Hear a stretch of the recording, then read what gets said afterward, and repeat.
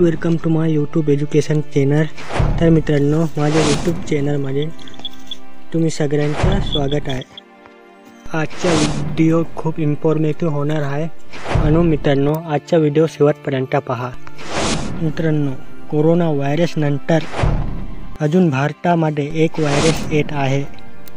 त्या व्हायरसचे नाव आहे human मोटाफ्युमो virus आणि या व्हायरसला शॉर्टमध्ये HMPV असे म्हणतात।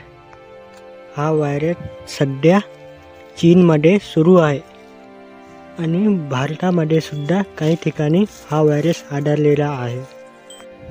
तर मित्रांनो, हा HMPV हा व्हायरस एक आजार निर्माण करणारा विषाणू आहे आणि हा HMPV व्हायरस लहान मुलांना आणि वृद्ध माणसांना लागतो।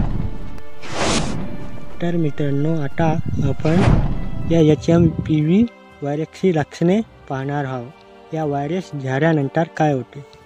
या HMPV व्हायरस झालेल्या व्यक्तीला खोकला येते, त्याला ताप येते, श्वास घ्यायला त्रास येते आणि त्या व्यक्तीचे नाक बंद होते।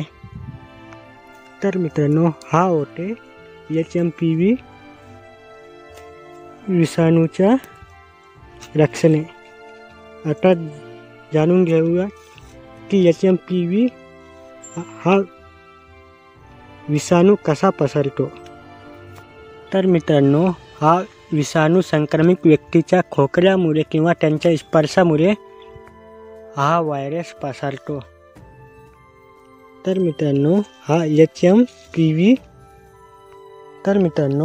या HMPV व्हायरसपासून बचण्यासाठी आपल्याला काय करावे लागते।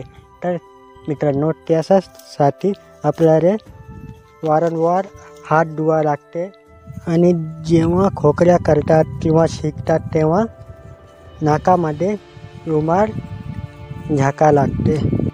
आणि मित्रांनो, या HMPV व्हायरसने संक्रमित असलेल्या व्यक्तीपासून दूर राहायचे आहे आणि आपला परिसर स्वच्छता ठेवायची आहे। हा व्हायरस हवेपासून पसरतो। तर मित्रांनो, आय होप तुम्हाला हा व्हिडिओ आवडला असेल आणि असाच व्हिडिओ पाहण्यासाठी माझ्या चॅनलला सबस्क्राईब करा।